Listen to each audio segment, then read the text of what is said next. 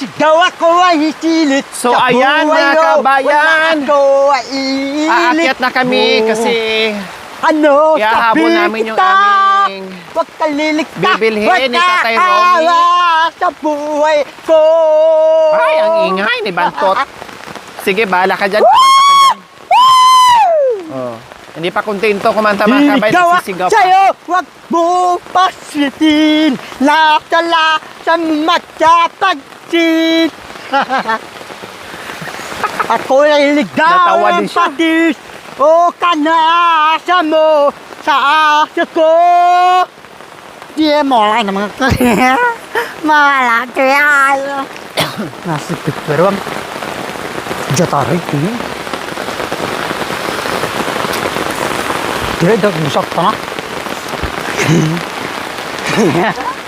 Tidak kira tu.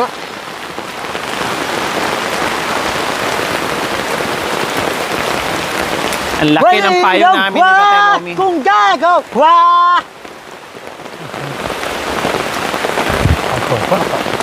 Ano? Talagang yun. Tama. Ha? Di kita wala sabihin sa'yo. Basta na yung bag. Huwag kasama ko. Huwag tiyalak ko ang buhay mo.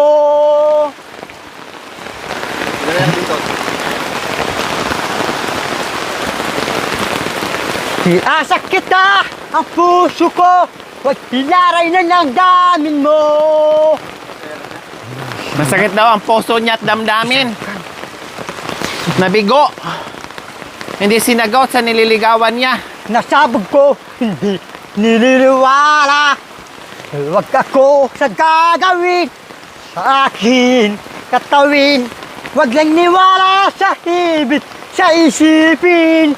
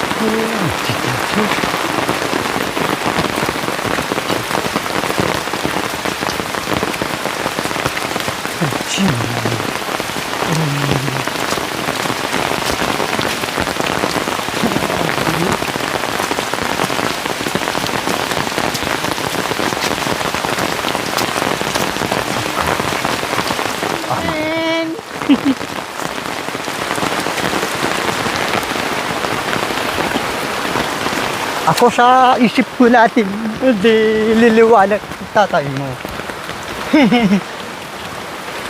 Sige, ayun. Orang. Kasi hindi tayo gagawin ko sa akin mga hindi ko sa'yo. Oh. Kasi paano, hindi ko lang ako sa mga sintil, lipat ako sa kayo. Sintil lang katakasad yung balit na. Sarili na kalimaksad. Kasi sa ano kung sires. Arigsi ka mo siya. Hanggang sa singaw na na yan. Uwabi na. Uy, naman ko ni sabihin ko ngayon.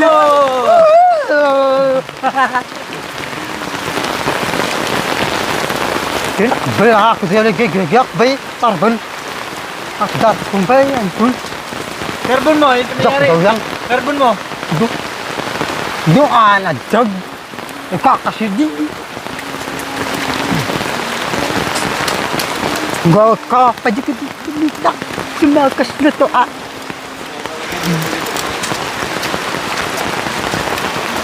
Uran eh, uran. Uran. Orang pag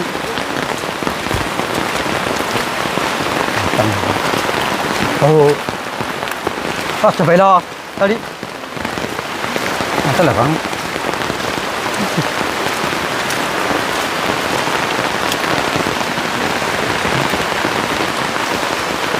Nagparada yun ako niya.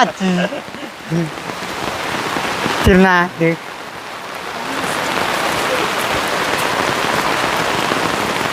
Hero. Ditere.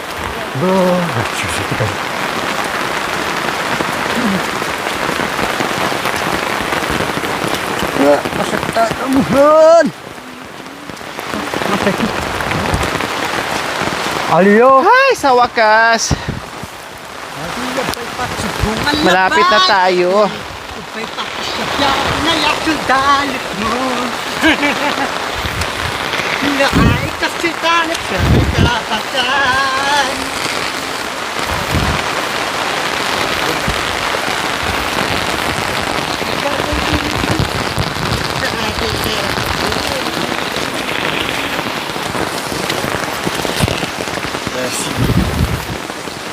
Lagi na lang umuulan,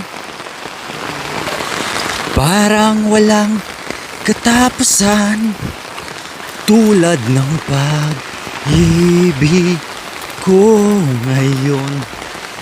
Parang walang hanggan, sa kabila ng lahat ng aking pagsisikap, nalimutin ka ay di pa rin nagawa.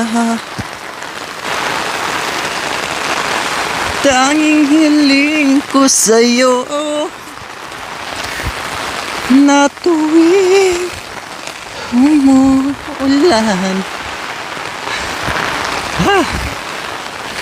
ito ako ngayon, nag-iisa, naglalakbay sa gitna ng kagubatan. Aray. Lagi Malakas ang lang hangin dito ako sa taas. nadarapa, ngunit ito bumabangon pa rin. Ito ako, basang-basa sa ulan, walang silungan, walang malalapitan. Sana may luha pa, ako'y mayroong luha, at nang mabawasan ang aking kalungkutan. Jai ho daw, jai ho. Jai ho. Dumi at putik sa aking katawan, waring di nauubos.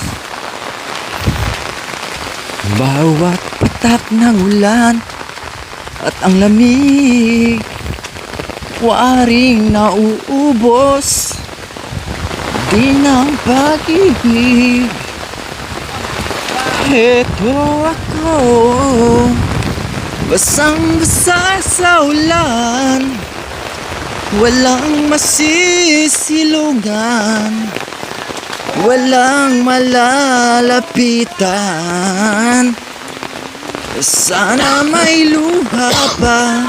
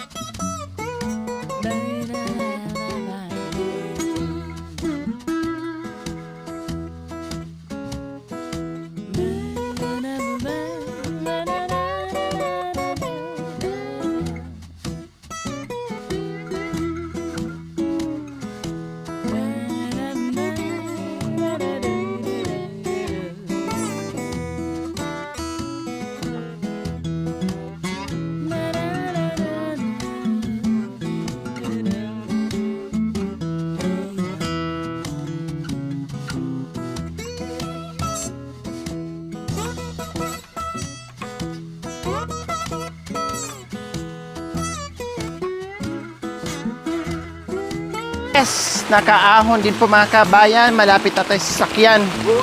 Grabe. Walang ano talaga. Walang inuurungan.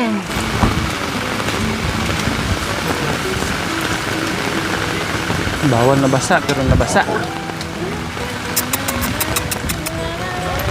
Mauna si Tatay Romy. Pasok.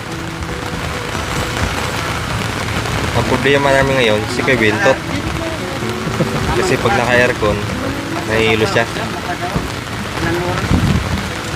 Oh, kuya. Kuha mo lang ako ng hati. Wow! Kain mo na.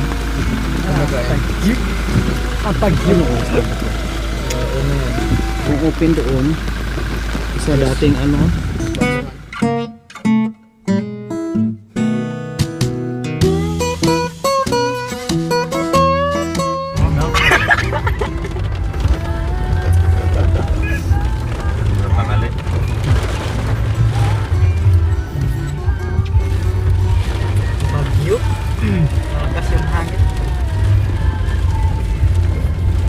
so ayan po mga kabayan, request ni Nanay Mia, bibili tayo ng tangke. Then naalala nyo po mga kabayan na nabigyan sila ni Tatay Romy ng stove. So ngayon naman po mga kabayan, bibili tayo ng tangke. So syempre para magamit nila, lalo na pag ganitong panahon mga kabayan, yung wala na talagang kahoy na maigatong, no? Ay meron silang gagamitin. Kailang, syempre, mga kabayan din, napakasipag naman ni Kuya Marwin maghakot, magtambak ng kahoy. Nakita nyo naman po sa mga last videos natin mga kabayan na ang daming kahoy na naka-imbak sa bahay ni Tatay Ronnie po mga kabayan. So magagamit nila yan minsan-minsan, no? Magagamit nila yan minsan-minsan, basta ay lalong-lalo na pag yung bagyo, mga ganyan, yung panay ulan talaga, nawala ng kahoy, naubusan na. So tamang-tama po yung mga kabayan, bili tayo ngayon ng tangke.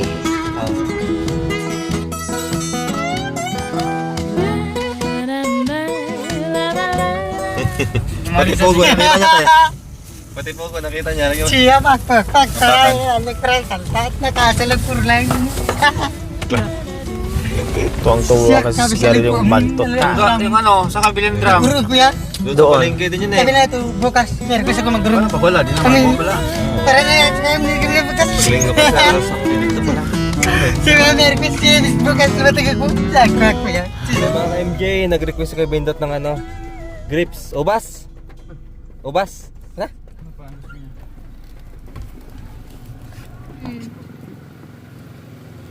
So mga ka-MJ, kasama ko ngayon si Kuya Bentot. Natad ka!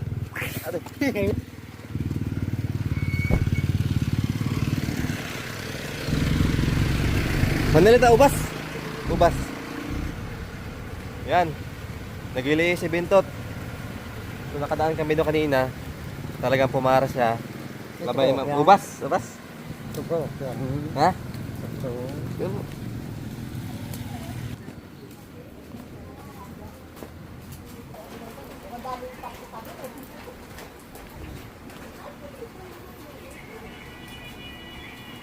Magkano po sa ubas po?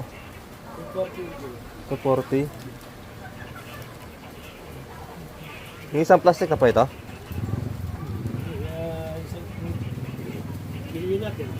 Ay, 1 kilo. Ha? Alin? Anong gusto mo? Ubas? Tapos? Takwan? At nanawa. Mabin. Kalahating kilo lang po dito. Ito talawin mo. Ha? Anong gusto mo? Mamaya ka na magsigarilyo. Mamaya. Oo. Mama. Oh, sasakit ulo natin. Ano yun? Yan, magabitin. Apple? Ah, Apple? ayan. Yan. Hindi ko lang ata. Sa bilang. Yung ganito. Sa... Ah, yung ket-ket. Bayaran mo na. Ata, may nakali.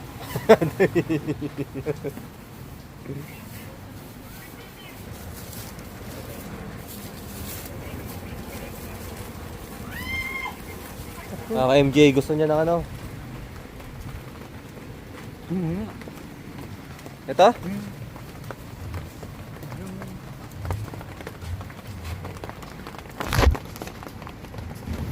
So yan, kiat-kiat. Ati. Isa lang. So po mga ka-MJ, nakabili na po kami ng prutas. Para nagili si Bintot.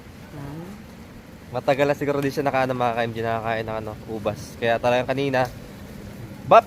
Bap! Pinapara niya yung sasakyan. Ha? Ayos! So yan mga ka-MJ, no? Kada paano matikman ni Kuya Bintot yung matagal niya na hindi nakain na prutas.